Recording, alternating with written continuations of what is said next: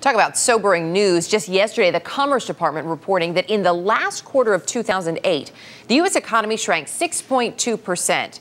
Why is it a big deal? Because that decline hasn't been seen in 25 years. And economists say it's a signal the recession has gone much deeper than anyone predicted. Some say this means it could last longer, too. As more and more Americans are losing their jobs, you have to wonder who is really responsible for this economic crisis. Well, this morning, we're putting together our own little wall of shame. A look at the 5 key players who carry the most blame for this downturn.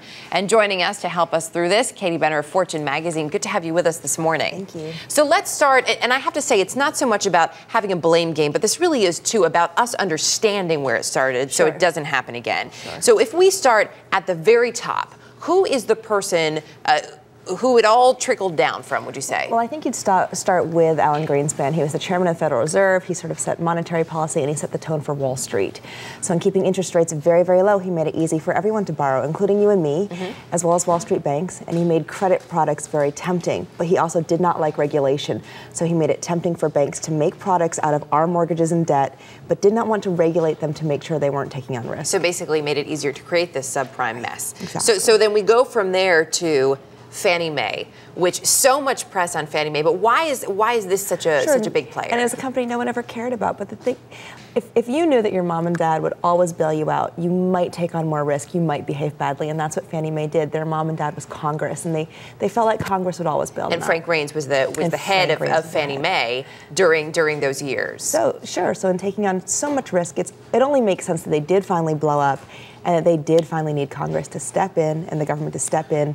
And they tested that promise. And sadly, now they're not around when we need them to do what they were created to do. If we're looking at the banks, so much attention has been placed on these big banks and the way they did business. And Dick Fuld is really one of the guys who has taken a lot of heat as a representative of this category. Exactly. It wasn't just Dick Fuld, but we have to remember after Bear Stearns went down and they were rescued by the government or forced to become part of J.P. Morgan Chase, Lehman Brothers had a chance to sell assets and take losses, which is what all of the banks should have been doing. They held out. They thought they'd get bailed out, just like Bear Stearns, and at the end of the day, they did not, and it created a storm in the credit markets. And Dick Fuld, who was the head of Lehman, let this happen. Also, he was called the gorilla of Wall Street. Also, a lot of uproar over the fact that he left with more than $500 million in CEO compensation. He just represents a greater problem. I mean, people are compensated when times are good, but they are not forced to give back money when it turns out they lost a lot. When we look at the lenders and the tax lenders, Angela Mozillo, who was the head of Countrywide, created Countrywide, and I mean, their advertisements were everywhere up until seemingly a few months ago. Right, and I think there still might be a couple floating around, but the thing is that he represents this idea that you no longer need truth in lending, that lending wasn't about getting good borrowers and giving them money so they could get something they needed and they'll pay you back. It was about just inking mortgages so Wall Street could have them to make more products, and it changed the tone. And set the low standard. And frankly, it's a standard that the American consumer, because we can't leave ourselves out here, we are also to blame on this wall of shame because we bought into a lot of this. Right, and they couldn't have done it without us. Unless we've been borrowing money, using our credit cards, and living beyond our means, they wouldn't have had that credit to make the products that now we think of as toxic. All right. Boy, some lessons for all of us this morning.